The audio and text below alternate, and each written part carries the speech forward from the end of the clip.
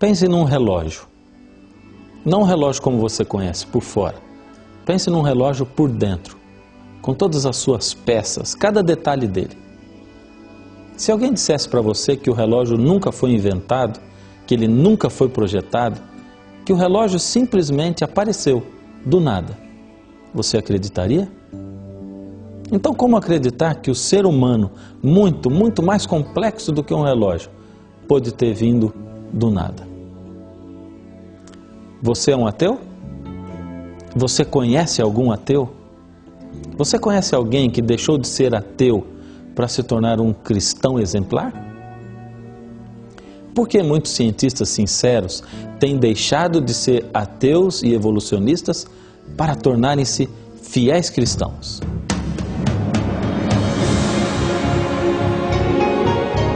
Ele permaneceu através dos tempos. O livro de Deus, a Bíblia, indispensável em nosso mundo complexo. Está escrito, transmitindo esperança ao redor do mundo. Apresentado por Fernando Iglesias. Hoje, por que evolucionistas se tornam criacionistas?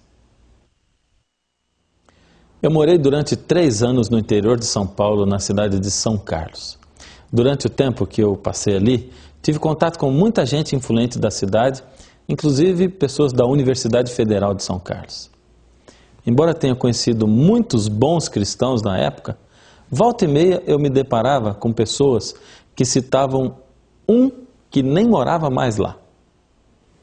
Volta e meia alguém me perguntava: a que igreja você pertence? E quando eu dizia que pertencia à Igreja Adventista do Sétimo Dia, muitos eram os que me diziam: ah, eu conheci um exemplo de homem e de cristão, e que era também da sua igreja. Outro dia um chegou a dizer o seguinte: esse foi o cristão mais sincero que conheci na minha vida. Ele era da sua igreja. Quando eu perguntava o nome da pessoa, a resposta era sempre a mesma. Diziam: Dr. Rui Vieira, esse era o homem. O que nenhum deles sabia é que o Dr. Rui Vieira passou a sua adolescência e juventude sendo ateu. Ingressou na universidade ateu, mas saiu de lá um cristão. Um dos melhores que eu conheci. Bem, hoje o Dr. Rui Carlos de Camargo Vieira, que é engenheiro eletricista, atualmente representa o MEC, Ministério da Educação e Cultura, no Conselho da Agência Espacial Brasileira. Faz 25 anos que ele é um dos diretores da Sociedade Bíblica Brasileira e fundador e presidente da Sociedade Criacionista Brasileira. E é exatamente ele o nosso entrevistado deste programa Está Escrito, nesta série Criacionista.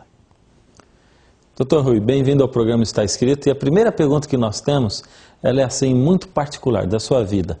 Nós gostaríamos de saber como foi exatamente a sua formação religiosa. Bem, é difícil falar sobre a experiência pessoal da gente, mas já que perguntou, né?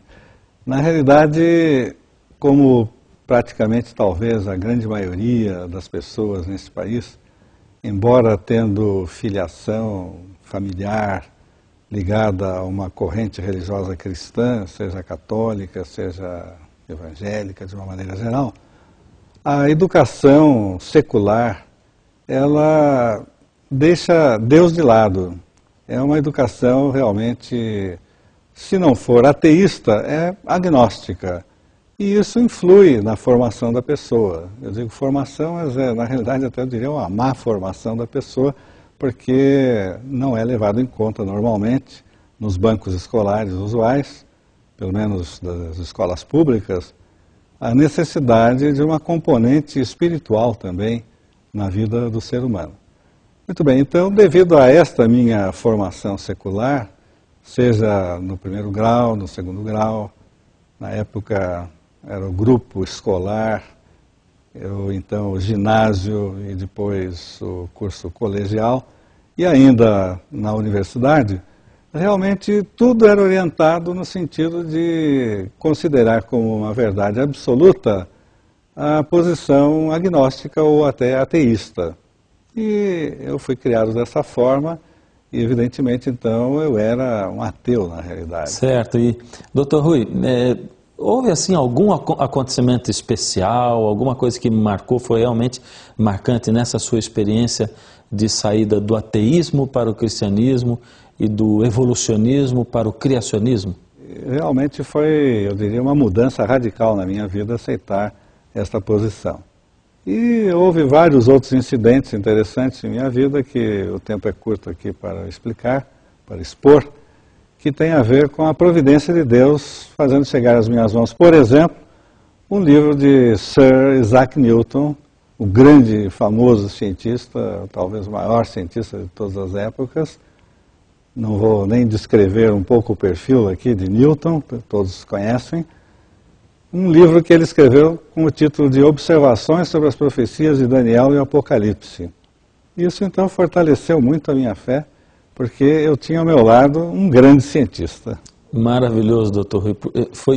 Foi maravilhoso o senhor citar isso aí, porque muitas pessoas nem imaginariam que Isaac Newton se interessasse por Bíblia, e principalmente por Daniel, por Apocalipse, por profecias.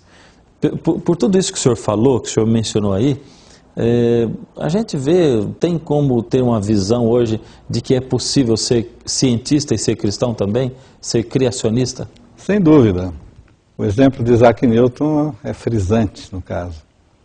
E até, por coincidência, recentemente nós conseguimos terminar a tradução de um livro escrito por um estudioso australiano sobre por que 50 cientistas se tornaram criacionistas.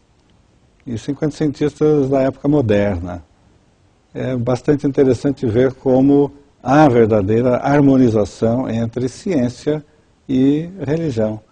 Desde que o ponto de vista científico seja um ponto de vista correto, ele vai se harmonizar com o ponto de vista religioso, desde que também o ponto de vista religioso seja correto. Há uma harmonia entre a correção desses pontos de vista, porque a ciência procura conhecer aquilo que foi criado e a religião procura explicar como é que tudo isso que foi criado foi realmente criado. Por quem e não exatamente o como. Muito bem. Doutor Rui, sendo o senhor um cientista muito bem conceituado no cenário brasileiro, eu gostaria de fazer uma pergunta para o senhor. Como o senhor vê a ciência dentro da Bíblia, ou a abordagem bíblica da ciência? Sim, ela fala, talvez não sob o prisma daquilo que entendemos como ciência moderna hoje, mas logo nos primeiros capítulos da Bíblia nós temos menção à árvore da ciência do bem e do mal. Ciência é conhecimento. Essa tradução, árvore da ciência do bem e do mal, às vezes também nós encontramos com as palavras, a árvore do conhecimento do bem e do mal.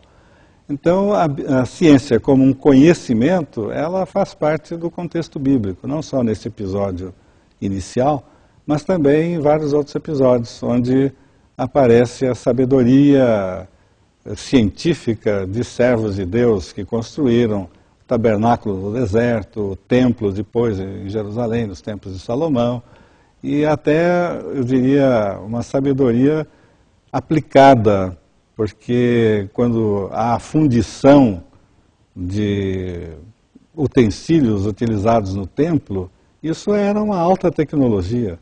E é sabido que o rei Salomão explorava minas de vários minerais, purificava esses minerais, fazia cobre, bronze, utensílios com essas substâncias, enfim.